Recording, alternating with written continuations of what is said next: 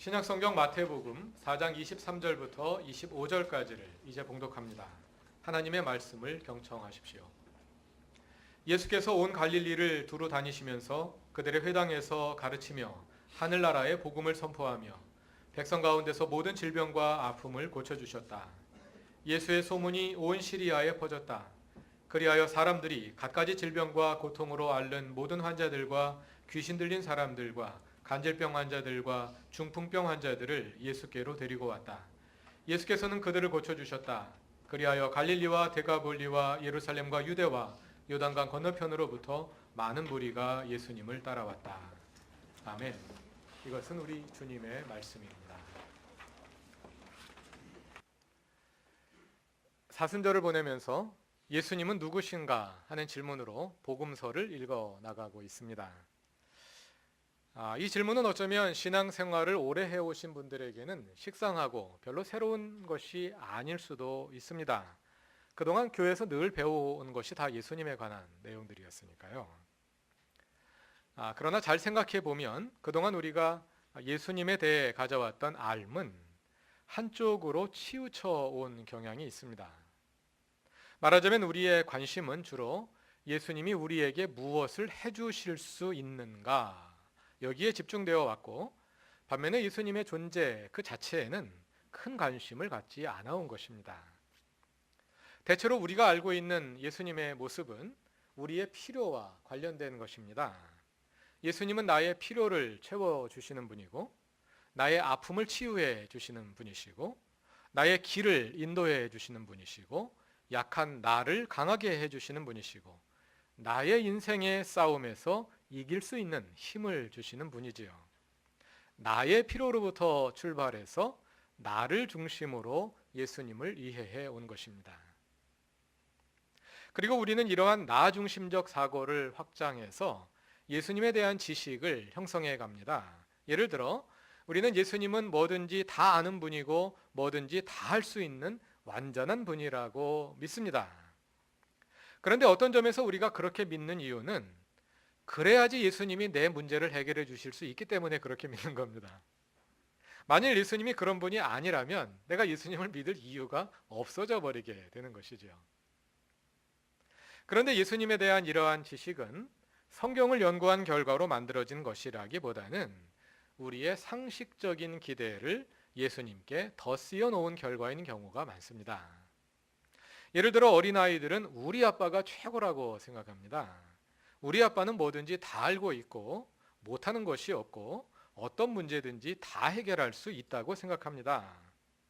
왜냐하면 아이들은 자기들의 경험에 그리고 관심의 범위 내에서만 아빠에 대해서 알기 때문입니다. 그리고 무엇보다도 우리 아빠이기 때문입니다. 우리 아빠니까 뭐든지 다 할 수 있는 것이죠. 그래서 아이들은 서로 우리 아빠가 최고라고 싸우곤 하지요. 마찬가지로 우리도 예수님이 최고라고 믿습니다. 물론 이것은 잘 믿고 있는 것입니다. 성경도 그렇게 말합니다. 그러나 많은 경우에 그러한 믿음은 성경을 통해 예수님께 잘 배워 알고 그 알매 토대하여 형성된 것이라기보다는 내가 예수님을 믿으니까, 우리 예수님이니까, 내 종교의 신이니까 무조건 최고라고 생각하는 경향이 있습니다. 그리고 나서 성경을 찾아보면 성경에도 그런 말이 있거든요. 그러니까 내 말이 성경적이다 이렇게 생각하게 되는 거죠. 그러나 성경은 예수님에 관해서 그보다 더 많은 것을 말합니다. 따라서 나의 필요를 채워주시는 분으로서의 예수님의 모습은 그야말로 나의 필요로부터 접근한 예수님의 일부일 뿐입니다. 예수님에 대한 우리의 지식이 이 상태에 머물러 있을 때 우리는 예수님과 온전한 관계를 발전시키기가 어렵습니다.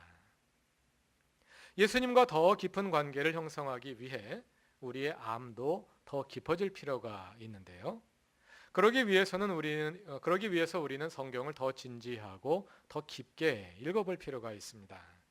성경을 읽으며 예수님께 대하여 배우되 단지 예수님이 나에게 무엇을 줄 수 있느냐에 머물지 않고 예수님은 어떤 분이신지 예수님 자신에 관심을 가지고 성경을 읽는 것입니다.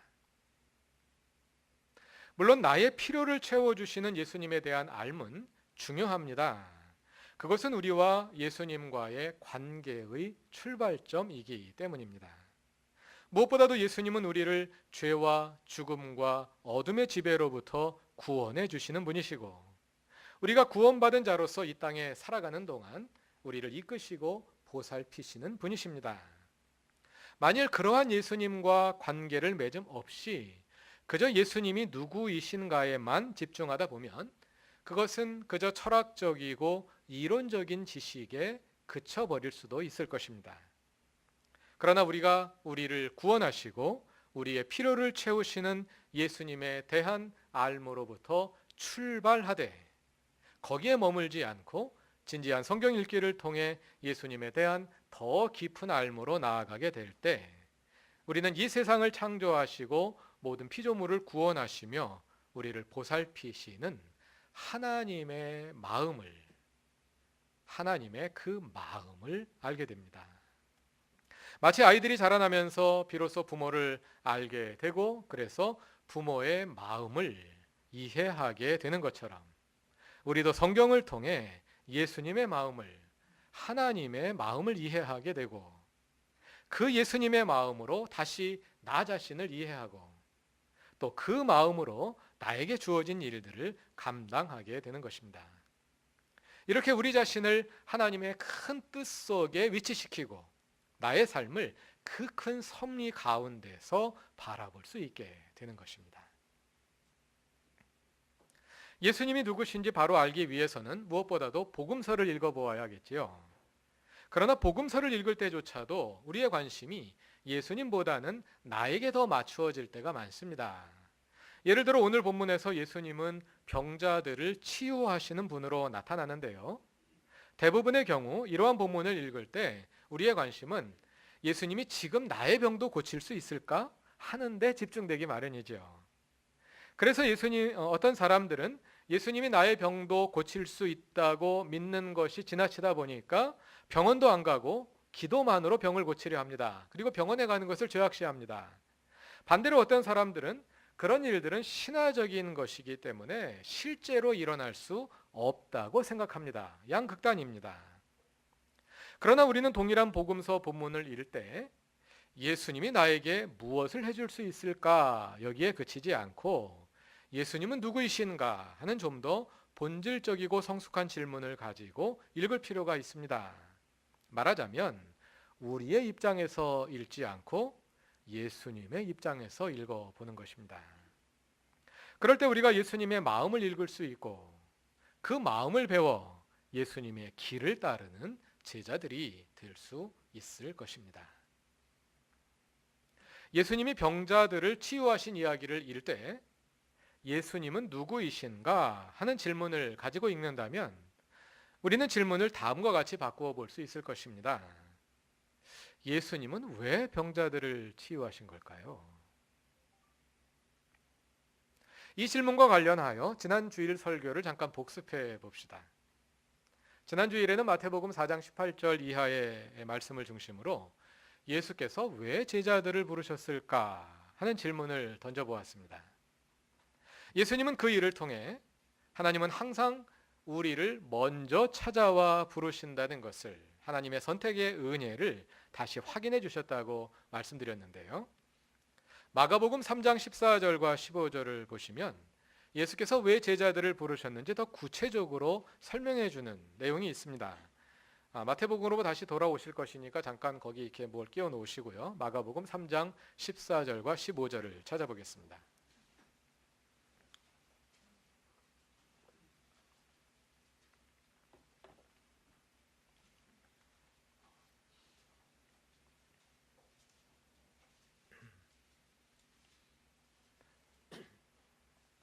마가복음 3장 14절과 15절을 다 같이 읽어보겠습니다. 예수께서 12를 세우시고 그들을 또한 사도라고 이름하셨다. 이것은 예수께서 그들을 자기와 함께 있게 하시고 또 그들을 내보내어서 말씀을 전파하게 하시며 귀신을 쫓아내는 권능을 가지게 하시려는 것이었다. 여기 보면 예수께서 제자들을 부르신 이유가 세 가지로 제시되는데요. 먼저 그들을 예수님과 함께 있게 하시고, 둘째, 그들을 내보내서 말씀을 전파하게 하시고, 셋째, 그들에게 귀신을 쫓아내는 권능을 가지게 하시려는 것입니다. 첫째, 제자들은 예수와 함께 있는 존재들입니다. 이에 대해서는 지난 주일 성찬식에서 말씀드렸기 때문에 더 말씀드리지는 않으려고 합니다. 그런데 예수님은 함께 제자들을 자기와 함께 있게 하시면서 두 가지 사명을 주십니다. 그 두 가지 사명 중에 하나는 나가서 말씀을 선포하는 것이고요. 다른 하나는 귀신을 내쫓는 것입니다. 마가복음에서 그 말씀이란 하나님 나라의 복음입니다. 따라서 제자들에게 기대되는 사명은 하나님 나라의 복음을 선포하며 귀신을 내쫓는 것입니다. 그런데 오늘 본문인 마태복음 4장 23절을 읽어보면 예수께서 제자들에게 기대하신 그 두 가지 사명이 바로 예수님 자신의 사역이었음을 알 수 있습니다. 그러니까 예수님과 함께 있다 보면 저절로 그 두 사명을 수행하는 법을 배우게 되는 것이었겠지요. 오늘 본문인 마태복음 4장 23절은 성격상 요약문입니다. 요약문이란 한 번 있었던 사건을 서술한 것이 아니라 예수님의 공생애에서 반복되었던, 계속되었던 일들을 한마디로 요약해 놓은 것입니다. 예수께서 온 갈릴리를 두루 다니셨다 하는 표현에서 이미 이것이 계속 일어난 일을 서술하고 있다는 것을 알 수 있지요. 또 전에도 말씀드렸습니다만 거기에 사용된 시제가 과거에 계속 진행 반복된 동작을 서술하는 미완료 시제입니다. 그런 일들이 계속해서 일어났다 하고 요약해서 서술하는 것입니다. 4장 23절을 다 같이 마태복음 4장 23절을 읽어보겠습니다. 예수께서 온 갈릴리를 두루 다니시면서 그들의 회당에서 가르치며 하늘나라의 복음을 선포하며 백성 가운데서 모든 질병과 아픔을 고쳐주셨다. 그런데 이와 거의 동일한 요약문이 마태복음 9장 35절에도 나옵니다. 다시 돌아올 거니까 또 마태복음 4장에 끼워 놓으시고요. 9장 35절을 찾아보겠습니다.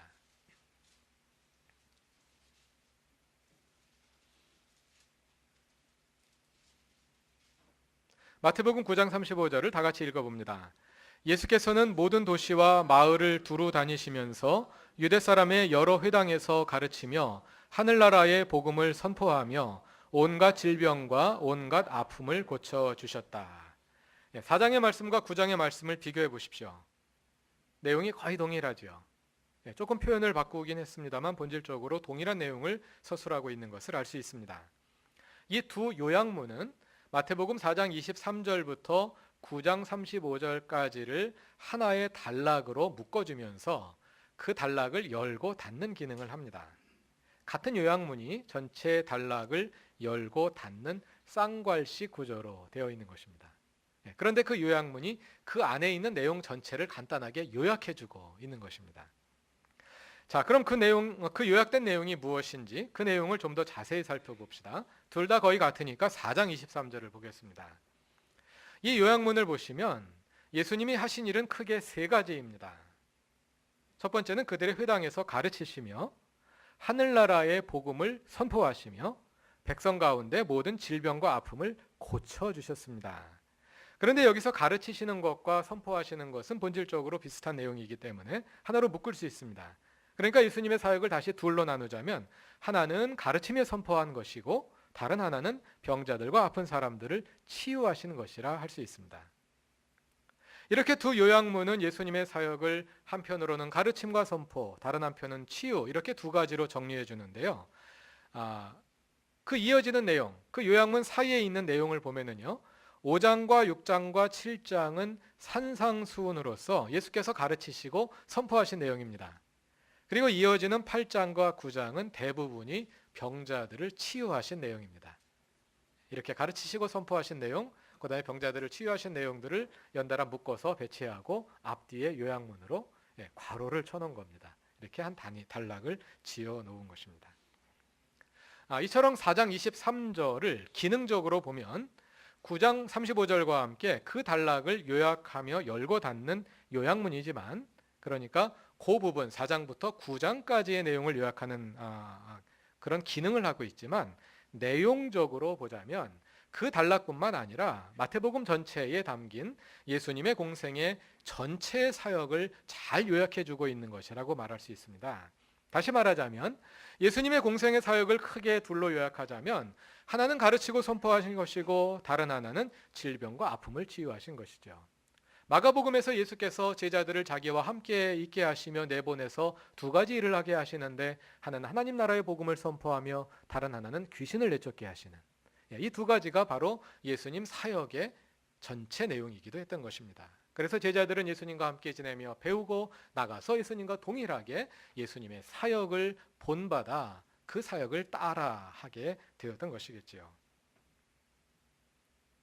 이렇게 보면 치유라는 것이 예수님의 사역에서 얼마나 큰 비중을 차지하는지를 알 수 있습니다. 예수님의 사역 전체를 둘로 요약하자면 말씀 선포와 치유, 이렇게 둘로 요약되니까요. 그런데 이것을 바꾸어 보자면 예수께서 병자를 치유하신 일을 단지 의료적인 차원에서만 이해하면 안 되겠구나 하는 것을 또 알 수 있습니다. 이 치유 사역은 예수님의 사역 전체를 대표하는 것으로서 더 넓은 의미로 이해할 필요가 있는 것입니다. 예수님은 하늘나라의 복음을 선포하셨습니다. 하늘나라를 한자로 옮기면 천국이죠. 하늘천자 나라국자. 그러나 마태복음에서 말하는 하늘나라를 단지 천국으로만 이해하면 안 됩니다. 거기에 천국이 포함되지만 우리가 이해하는 그 천국과 동의어는 아닙니다. 왜냐하면요, 우리는 천국에 어떻게 합니까? 천국에 간다 이렇게 말하죠. 그러나 마태복음에 나오는 하늘나라는 여기에 오는 것입니다. 나라이 임하옵시며, 똑같은 게 아니죠. 그러므로 좀 더 깊은 의미가 있다는 것을 알 수가 있는데요. 전에도 말씀드린 적이 있습니다만 하늘나라는 하나님의 나라를 가리키는 다른 표현입니다. 유대인들은 하나님의 이름을 함부로 부르지 말라는 십계명의 제3계명을 잘 지키기 위해서 하나님의 이름을 아예 부르지 않고 다른 이름으로 대체하는 방식들을 고안해냈습니다. 그 하나님의 이름을 대체하는 다른 이름들 가운데 하나가 하늘입니다.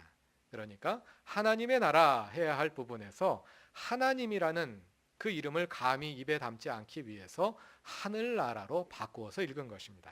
그러므로 하늘나라는 하나님의 나라와 같은 말입니다. 우리가 잘 알고 있는 것처럼 하나님의 나라는 하나님의 다스리심, 하나님의 주되심입니다. 하나님의 나라가 오면 우리를 그 전에 억누르고 지배하던 세력으로부터 해방됩니다. 복음서에서 귀신과 질병과 장애는 바로 그 세력을 대변합니다. 사탄의 지배가 그 당시 수많은 무리들에게 질병과 장애와 귀신의 지배로 나타나고 있었던 것입니다. 그러므로 예수님은 질병을 고치고 장애인들의 장애를 고치고 귀신을 쫓아내셨습니다. 이 모든 행위들을 통해 예수님은 하나님의 나라가 그들에게 왔음을 행동으로 보여주신 것입니다. 다시 말하자면 예수님의 공생의 사역을 둘로 요약하자면 하나님 나라의 복음을 선포하고 병자들을 치유하신 것인데, 그것을 다시 하나로 요약하자면 하나님의 나라가 여기에 왔음을 말씀으로 선포하고 행동으로 보여주신 것이죠. 그것이 예수님의 공생의 사역입니다. 하나님 나라 사역입니다. 그래서 예수님은 종종 병자들을 치유하고 나서 내 믿음이 너를 구원하였다 이렇게 말합니다. 단지 육체의 병을 치유한 것뿐인데 구원받았다 이렇게 말합니다. 왜 그러겠습니까? 그것은 구원을 보여주는 것이죠. 구원이란 무엇입니까? 하나님의 주 되심이 구원이잖아요. 내가 지금까지는 귀신의 지배 가운데, 질병과 장애의 지배 가운데 살았는데 하나님께서 오셔서 너를 그 모든 것으로부터 해방하시고 너를 하나님의 자녀로 삼으셨다. 그 말이 하나님이 너를 구원하셨다 하는 말씀이죠. 그러니까 예수님의 치유 사역은 단지 의료적인 차원에서만 이루어지는 것이 아니라 하나님의 나라가 우리에게 왔음을, 구원이 우리에게 왔음을 보여주는, 우리의 구원 전체를 보여주는 하나의 상징적인 행위로서, 하나의 대표적인 행위로서 치유 사역을 하셨구나 하는 것을 알게 되는 것입니다. 그럼 여기서 한 가지 질문이 생깁니다. 하나님의 다스리심이 우리에게 오기 전에 우리를 지배하던 것들이 단지 질병뿐만이 아닌데 그 외에도 많은 것들이 우리를 지배하고 있고 또 우리가 구원받는 것은 단지 질병으로부터 구원받는 것에 그치지 않는데 왜 예수님은 유독 그 문제에 그토록 집중하신 걸까요? 그것은 아마도 그 시대 사람들에게 질병이 가장 절박한 문제였기 때문일 것입니다. 오늘날은 몸이 아프더라도 웬만한 병은 다 약이나 수술로 고칠 수 있고 치료비도 많은 부분이 보험으로 해결이 됩니다. 그러나 그 시대는 상황이 많이 다릅니다. 의술이 발달하지 않았고요. 의사들은 그저 마술사들이었습니다. 의사들이 병을 고치는 것은 그 앞에서 주술 행위를 하는 겁니다. 오늘날과 같은 그런 과학적인 의료 행위가 아니었습니다. 의술이 발달하지 않은 가운데 생활 환경과 영양 상태도 좋지 않았고요. 의사가 많지 않지만 부르려 해도 부를 돈이 없습니다. 비용이 만만치 않습니다. 그러다 보니 오늘날 같으면 간단히 해결할 수 있는 가벼운 병도 몸에 달고 살게 되고 그래서 중병으로 발전하게 됩니다. 그래서 별것 아닌 병이 죽을 병이 되는 경우가 많았을 것입니다. 따라서 그 시대 사람들에게 질병이란 매우 절박한 문제, 죽음과 삶의 경계선을 오가게 하는 문제였습니다. 그래서 예수께서 그 문제에 개입하신 것입니다. 예수님이 고쳐주시지 않으면 달리 방법이 없었기 때문입니다. 예수님이 의사들의 밥줄을 끊으려고 하신 것이 아닙니다. 의사를 부르려 해도 없고 의사가 와도 해결하지 못하는 병이 많았기 때문에 예수께서 개입하시지 않으면 안 되었던 것입니다. 그러나 질병은 의술이 발달한 오늘 우리에게도 여전히 심각한 문제입니다. 고칠 수 있는 병이든 난치병이든 병에 들고 나면 그 질병이 우리의 삶의 매우 큰 부분을 차지하게 됩니다. 그로 인해 자신감을 잃게 되고 그로 인해 염려하게 되고 그래서 그 병이 몸뿐만 아니라 우리의 마음까지 짓누릅니다. 그래서 오늘도 여전히 사탄은 우리를 지배하기 위해 질병을 이용합니다. 따라서 예수님은 오늘도 우리의 질병의 문제에 개입하십니다. 그래서 우리가 매주일 예배 때마다 아프신 교우들을 위해 기도하는 것이고 질병의 치유가 소그룹 기도 제목의 큰 부분을 차지하게 되는 것입니다. 예수님은 우리의 질병과 아픔을 치유하시는 분입니다. 육체의 질병과 아픔뿐만 아니라 우리의 마음의 병에까지 예수님은 관심을 가지십니다. 그래서 예수님은 우리의 몸을 치유하시고 우리의 마음에 참된 평안을 주셔서 하나님의 나라가 우리 가운데 이루어지게 하십니다. 그 예수님 앞에 여러분의 질병과 아픔을 내어놓으시기 바랍니다. 물론 그것은 병원에 가지 말고 기도만 하라는 뜻은 아닙니다. 하나님께서 그 모든 것들을 사용하십니다. 하나님께서 의사와 간호사를 사용하시고 병원 시설과 의료기구들을 사용하시고 약품과 환자들의 재활 운동까지 사용하셔서 우리를 치유하십니다. 우리가 질병과 아픔을 하나님께 내어놓고 기도하는 것은 우리가 약품과 의료 인력과 도구들의 도움을 받아 병을 고치려고 노력하되 우리의 삶과 죽음이 그리고 우리의 질병과 치유가 사람에게 달려있지 않음을 인정하는 것입니다. 그리고 그 치유의 과정에서 우리의 몸과 마음을 하나님께 온전히 내어 드림으로써 그 아픔이 우리를 낙담시키지 못하고 오히려 그 아픔을 통하여 하나님의 주 되심이 우리 가운데 더 온전히 이루어지게 하려는 것입니다. 그것은 또한 하나님 나라의 선포자이시고 치유자이신 예수님의 그 사역이 우리 안에 다시 일어나게 하는 것입니다. 그래서 예수의 사역이 과거 역사 속의 일이 아니라 오늘 우리의 삶에서 현실이 되게 하는 것입니다. 사랑하는 그루터기 교회 교우 여러분, 오늘 우리의 삶 속에서 하나님 나라의 선포자이자 치유자이신 그 예수님의 능력을 경험하실 수 있기 바랍니다. 예수께서 우리의 연약함을 치유하셔서 우리가 늘 주님의 평안함과 강건함 가운데 거할 수 있기를 바랍니다. 다 같이 기도드리겠습니다. 우리를 치유하시는 하나님, 예수님의 그 능력이 오늘 우리에게도 나타나기를 바랍니다. 우리 가운데 질병을 앓고 있는 이들이 있습니다. 몸과 마음이 연약하여 자주 아픈 이들이 있습니다. 삶에 지친 이들이 있습니다. 그 질병과 약함과 피로가 우리를 낙담시키고 좌절시켜 주님으로부터 멀어지게 하려 합니다. 오 주님, 예수께서 무리들을 고치신 것처럼 오늘 우리를 치유하여 주옵소서. 그래서 우리가 질병과 아픔으로부터 노임을 얻을 뿐 아니라 우리를 짓누르는 사탄의 권세로부터 해방되고 주님 주시는 새 힘을 얻어 하나님의 자유와 평안을 누리게 하옵소서. 강건한 몸과 마음으로 주님을 따를 수 있게 하옵소서. 예수님의 이름으로 기도드립니다. 아멘.